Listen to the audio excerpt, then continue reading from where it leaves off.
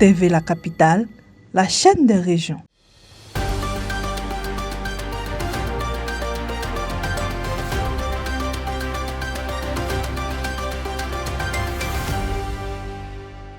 Le 25 novembre 2025, une trentaine d'acteurs gouvernementaux et de la société civile ont participé à Bouaké, à l'Institut Pierre Richer, à une formation sur les approches de l'OMS pour prévenir et répondre aux inconduites sexuelles.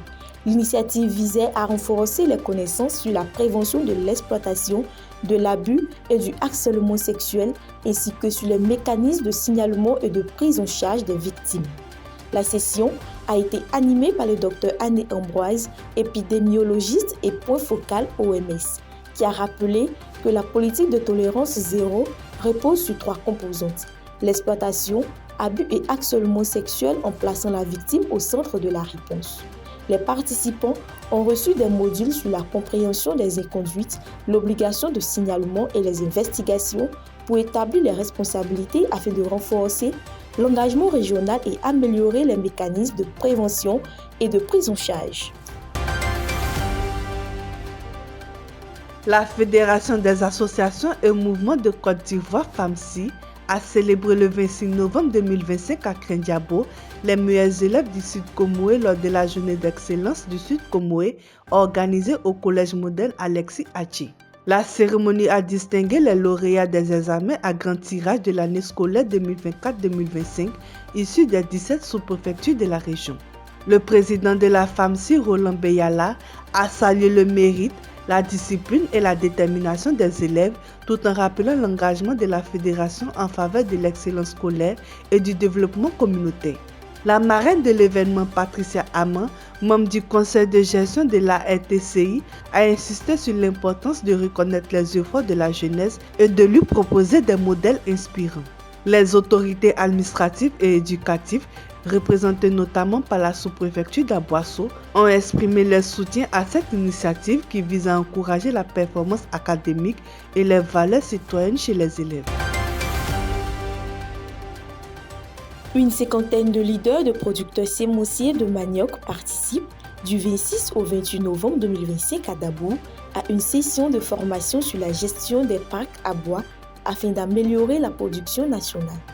Cette 5e étape du programme de production alimentaire d'urgence dans la zone sud est mise en œuvre par le CNRA sur instruction du ministère de l'Agriculture pour développer des variétés plus performantes, renforcer les compétences des producteurs et diffuser des semences de qualité.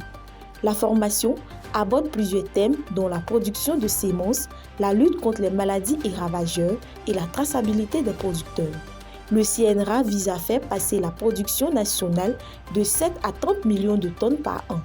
Déjà, près de 200 producteurs et 155 agents de l'ANADER ont été formés et une deuxième phase prévoit d'atteindre 600 producteurs sémenciers. Un apprenti chauffeur a perdu la vie dans la nuit du 25 novembre 2025 devant la mairie d'Aféré après être tombé sous les roues d'un camion conduit par son employeur.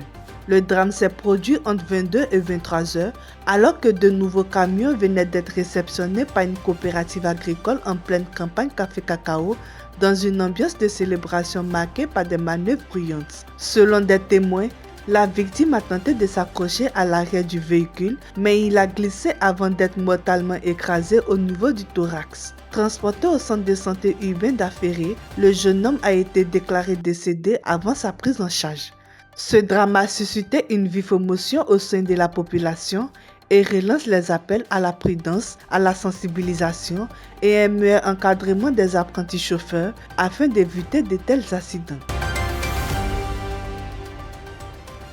Le maire de Fekissédougou, Ouattara Kaweli, a pris en charge les frais d'examen d'entrée en 6e pour 1782 élèves des inspections de l'enseignement primaire Féké Sud et Féké Nord pour l'année scolaire 2025-2026.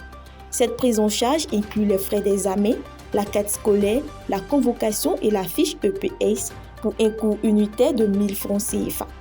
Les parents d'élèves et la communauté éducative ont salué ce geste qui constitue un soutien social important et un encouragement pour les candidats, contribuant potentiellement à améliorer le taux de réussite à cet examen. Le tribunal de première instance de Bouna a condamné le 26 novembre 2025 Ouattara Barakissa, mère de 3 enfants âgés de 30 ans, à 5 ans d'emprisonnement ferme pour détention et cession illicite de stupéfiants dans la sous-préfecture de Téhéni. La prévenue approvisionnait de nombreux consommateurs en produits psychotropes dont le tramadol, vendu à très bas prix depuis son domicile, devenu un centre actif de distribution de drogue. Alertés par des dénonciateurs anonymes et les va-et-vient suspects observés autour de la maison, les autorités ont déclenché une intervention menée par la brigade antidrogue de la gendarmerie le 12 novembre. La perquisition a permis de saisir une importante quantité de médicaments de qualité inférieure. Reconnaissant la gravité des faits et leur impact sur la santé et la sécurité publique, le tribunal a également condamné à une amende de 500 000 ainsi qu'une interdiction de séjourner en Côte d'Ivoire pendant 5 ans après sa libération, mettant fin à un réseau qui troublait la quiétude des populations locales. Le conseil municipal de Wongolodugou a offert 146 prises en charge scolaires et 64 permis de conduite à des jeunes résidents et élèves d'établissements privés pour un montant total de 7,3 millions de francs CFA. Ce soutien financier, allant de 30 à 50 000 francs par élève, vise à alléger les frais de scolarité et à favoriser l'insertion professionnelle des jeunes. Le maire, Tunkara Moussa, a annoncé son intention d'élargir le nombre de bénéficiaires dans les années à venir. Le conseil municipal de Kachola a adopté le 24 novembre 2025 son budget primitif pour l'année 2026, arrêté à 1,684 milliards de francs CFA contre 953 millions de francs CFA en 2025, soit une hausse de 76,94%. Ce budget équilibré prévoit 419,9 milliards de francs CFA pour le fonctionnement et 1,264 milliards de francs CFA pour l'investissement. Selon le maire Thomas Camara, cette progression est due à l'augmentation des subventions de l'État, à la dotation de fonctionnement et au report des projets non exécutés. Les investissements sont prioritairement orientés vers l'éducation, l'hydraulique, la santé et l'agriculture, notamment dans l'acquisition des tracteurs pour soutenir les producteurs locaux. Ce budget traduit selon la mairie les besoins exprimés par les populations à l'issue des consultations menées dans la commune. La direction régionale de la fonction publique d'Abengourou a organisé le 27 novembre 2025 à Annie-Blécro un atelier de renforcement des capacités pour les fonctionnaires et agents de l'État. L'objectif était de sécuriser les pratiques managériales, garantir l'équité et prévenir les conflits en informant les agents sur leurs droits et devoirs, notamment concernant les congés, autorisations d'absence et permissions spéciales. Selon les responsables, une administration efficace repose sur des agents bien informés et respectueux de leurs obligations.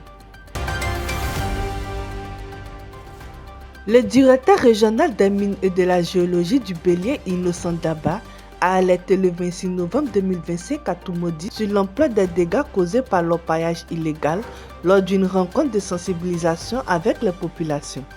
Il a souligné que ce phénomène affecte gravement l'environnement, la sécurité et l'économie nationale à travers la destruction des terres agricoles et la pollution des ressources en eau. Sur le plan économique, les pertes pour l'État ivoirien sont évaluées à près de 744 milliards de francs CFA par an, correspondant à environ 142 tonnes d'or exploitées illégalement.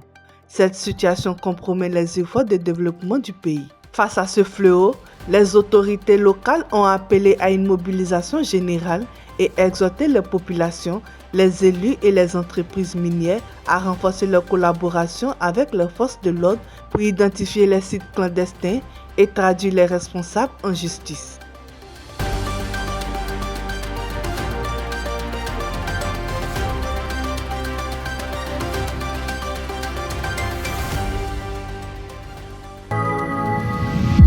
TV La Capitale, la chaîne des régions.